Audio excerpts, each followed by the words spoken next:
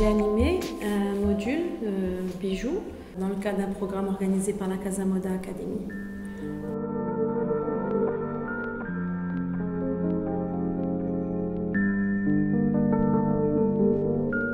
Ce module effectivement était sur le bijou en cuir et basé sur un bijou traditionnel.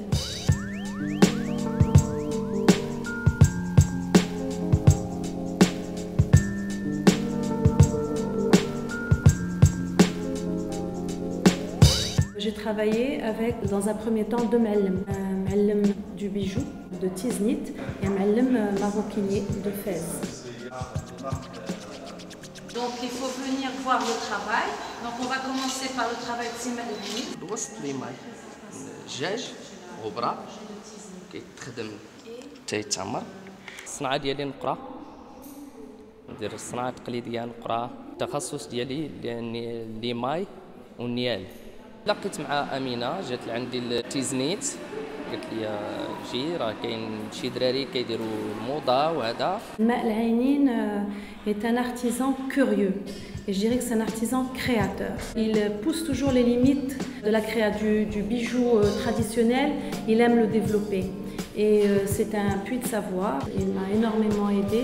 Il a fasciné l'audience le premier jour de l'atelier en expliquant les symboles gravés, ciselés dans le bijou, les techniques de fabrication du bijou, les étapes de fabrication du bijou traditionnel. Et voilà, donc pour moi, je suis admirative devant cela. شرحت لهم كيفاش كتصيب النقره والسميات ديالها والمناطق. Au début, j'avais un petit peu de difficultés. Je ne savais pas comment travailler. Mais avec l'Aïnin, j'ai appris comment bien découper, comment passer de la colle et avoir une finition plus parfaite.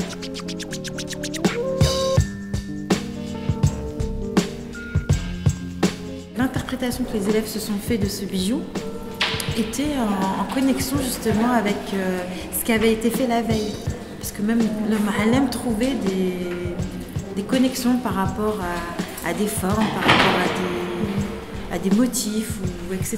Donc oui, à mon avis, ils ont très bien imprimé la veille, les petits topos qu'ils ont eus sur le bijou berbère et le bijou traditionnel en général. Cet atelier était à 6 mains. Il y avait Shainez, Hafed et moi-même. Et on se complétait. Donc moi, je suis plus dans le processus de création. Shainez étant la styliste, donc elle les a énormément aidés parce que ces bijoux ont tout d'un bijou contemporain, mais je dirais plus que ça. Des fois, ça frôle l'habit, le vêtement. Donc, et puis, elle a un œil. Elle a l'œil. Hafid, c'est tout le côté technique, comment travailler la matière, cette matière, le cuir, qui était très importante et les étudiantes étaient très attentives. واحد باغيين يكتشفوا هذا الدومين ديال الكوير. فين تعرفت على التلاميذ وعطاتهم الفكره الاستاذه امينه وقالت لهم شنو غادي تخدموا في الجلد. صراحه داك الشيء جاهم شويه غريب لان هادشي ما عمرهم عاشوا فيه، ولكن الحمد لله فين بقيت نخدم معاهم شويه بشويه بداو داك الشيء بداو يعيشوا فيه. Le début était un peu un challenge, je pense, pour les étudiantes parce qu'il fallait qu'elles comprennent le concept de créer la matière d'abord, ne pas penser aux bijoux pendant les 2 premiers jours et créer juste une matière et ensuite créer la structure qui va accueillir cette matière. C'était quelque chose de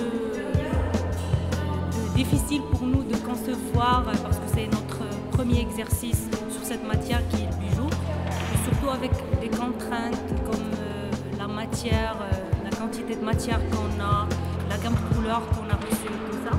Le rôle du ma'allem est très très important parce que c'est un maroquinier, il était à l'aise avec les étudiantes et il leur a appris plusieurs techniques, comment finir leurs produits.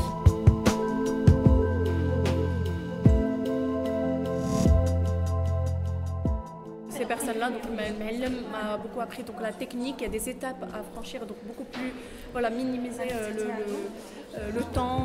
C'est vraiment la pratique. J'ai beaucoup appris avec le Ma'allem de Fès. Chacun ramène sa valeur ajoutée entre la technique, le design, la création. الدراري في المستوى بغاو يتعلموا، ماشي شي واحد بغا يجي يضيع وقته ويمشي، لا هادو بغاو يتعلموا. From that place, It all is this incredibly creative act, and you can do anything and you can play any way you want to. But the place we share is the place that stands nowhere.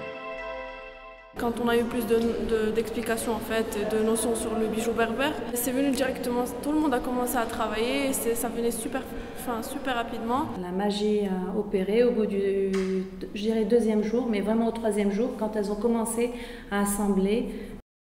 On a eu des créations intéressantes, des bijoux pour cheveux, je dirais des parures de tête, des colliers, des espèces de colliers qui s'adaptent sur le corps, enfin des pièces à grande échelle.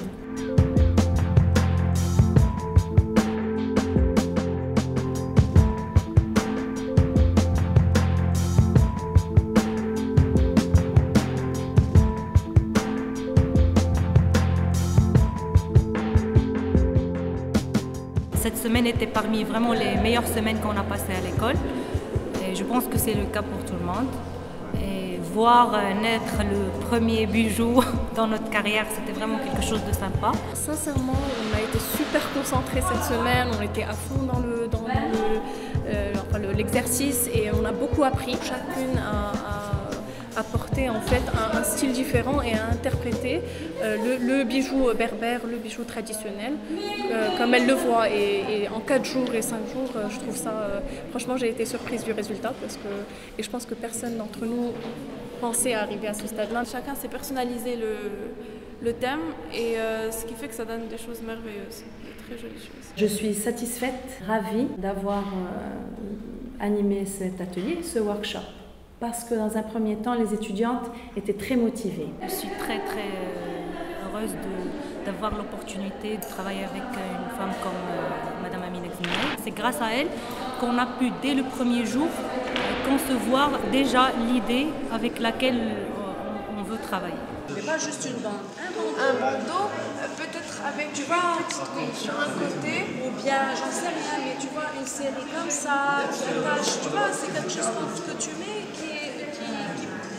qui passe dans la rue. Voilà, tu as ta grande pièce, tu as le temps pour faire ta petite pièce. J'ai insisté sur le processus de création. Il fallait qu'il y ait une rigueur. C'est un atelier très informel, tout le monde chante, rigole, etc.